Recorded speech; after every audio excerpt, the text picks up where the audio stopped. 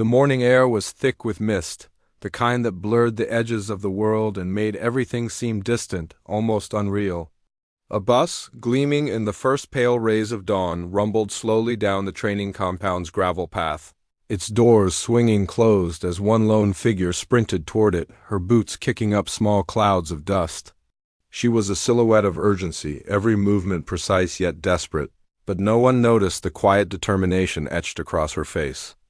To the onlookers, she was simply late, another trainee who had somehow overslept or mismanaged her morning routine.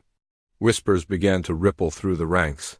"She's always late," some said, while others smirked and shook their heads, assuming she had missed the bus for some trivial reason.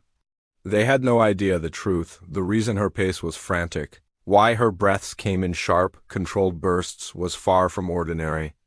Before the sun had even risen, she had been moving through danger, threading her way past armed guards, shadows, and alarms to rescue a hostage whose life hung by the thinnest of threads.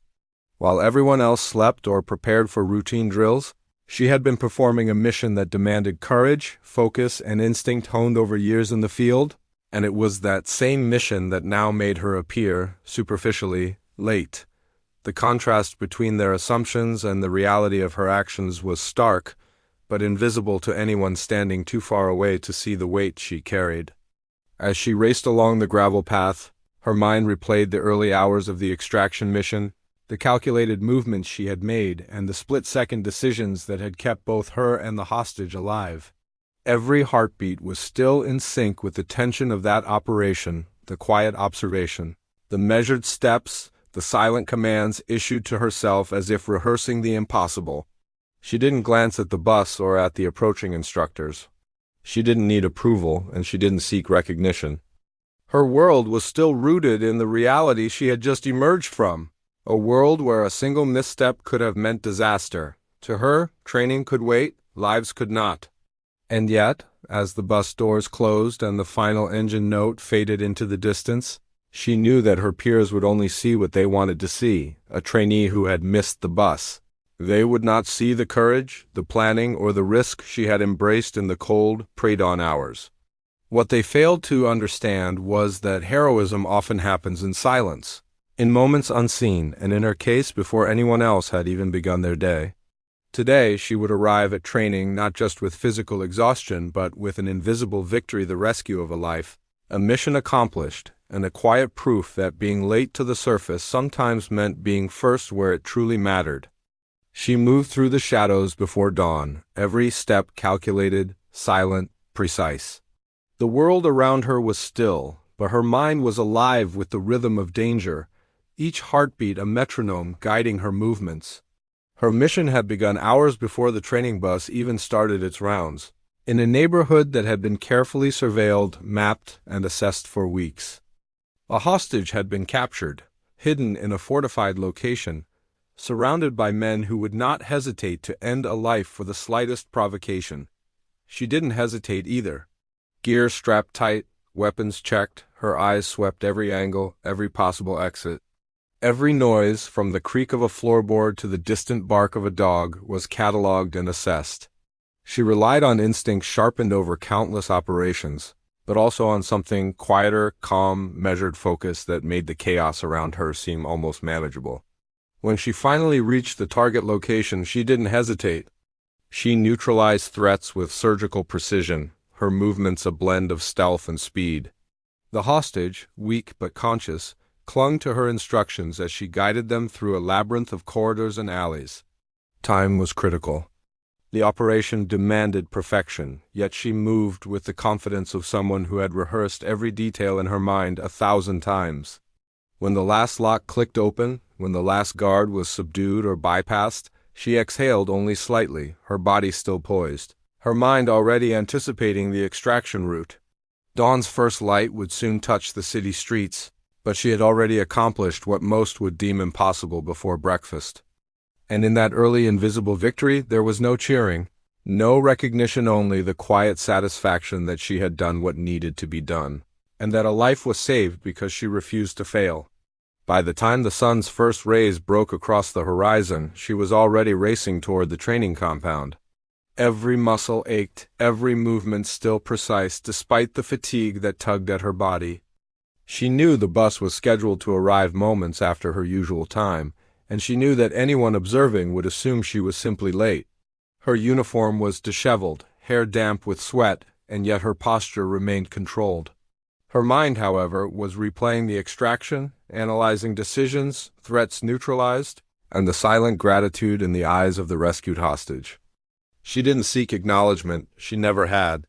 But she knew the tension, the stakes, and the price of hesitation. Passing fellow trainees, she caught their amused glances and whispered jokes. "Late again?" one murmured. She ignored them, their perceptions irrelevant to the reality she had just survived. Each step was measured, deliberate, echoing the rhythm of someone who had been through life-or-death situations and emerged intact.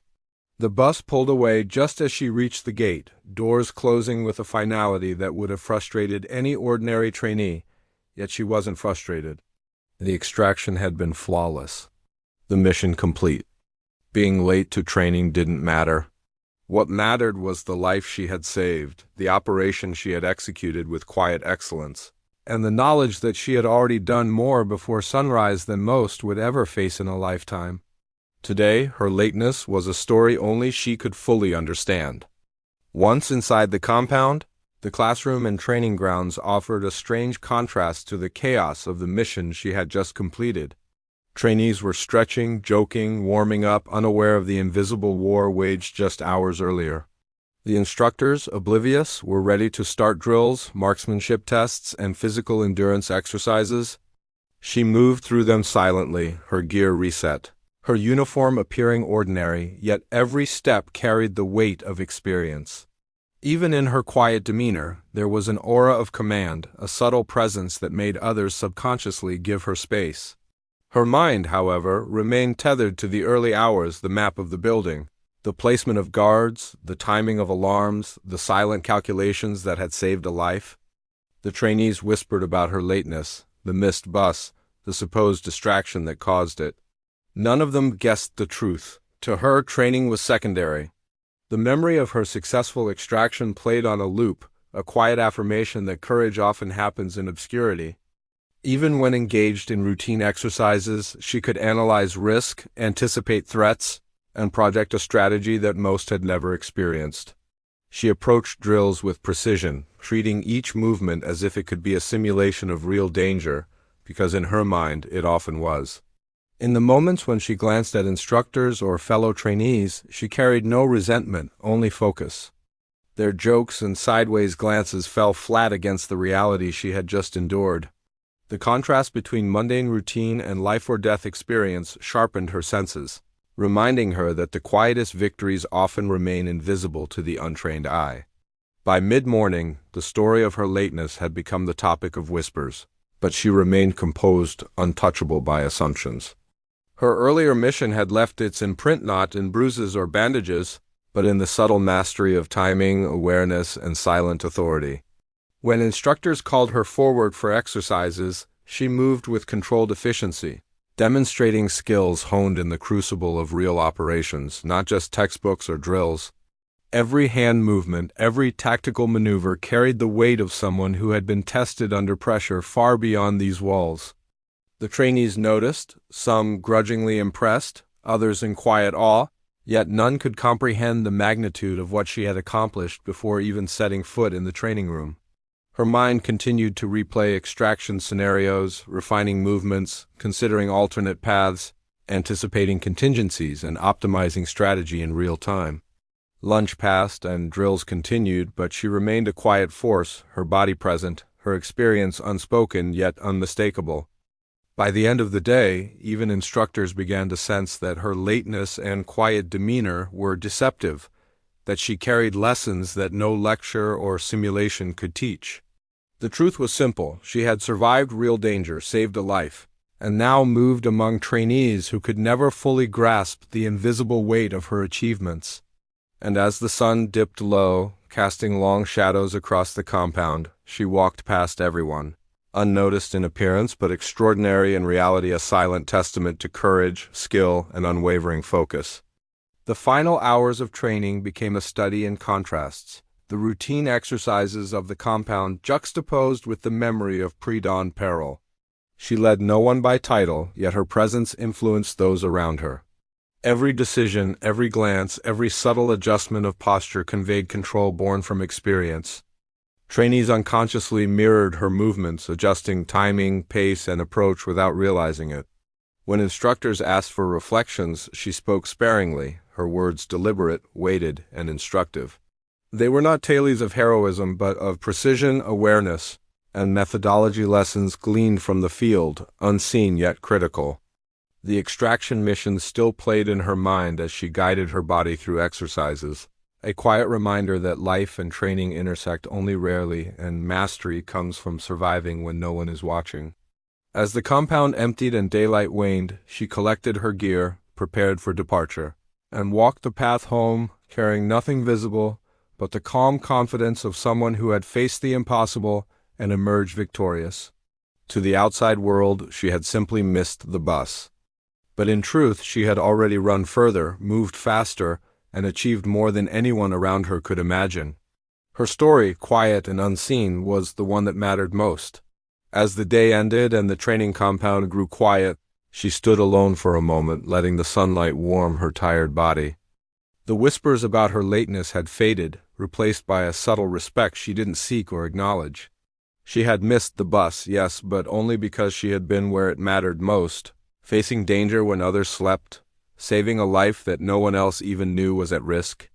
Every step she took back through the compound echoed with quiet authority, a reminder that true courage isn't always loud or celebrated.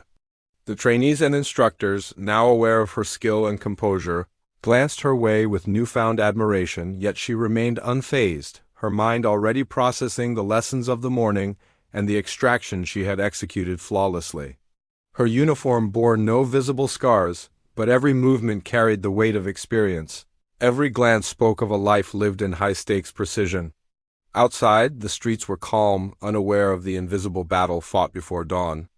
She walked past the parked buses, past the empty training fields, and through the gates with steady purpose, knowing that survival and heroism often go unnoticed, but that didn't matter.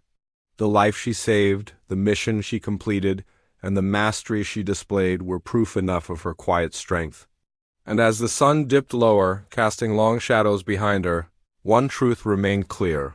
She didn't need recognition, applause, or understanding. Her courage, skill, and determination had already spoken louder than anyone could imagine, and the world, though unaware, had been changed by the actions of a single, extraordinary individual.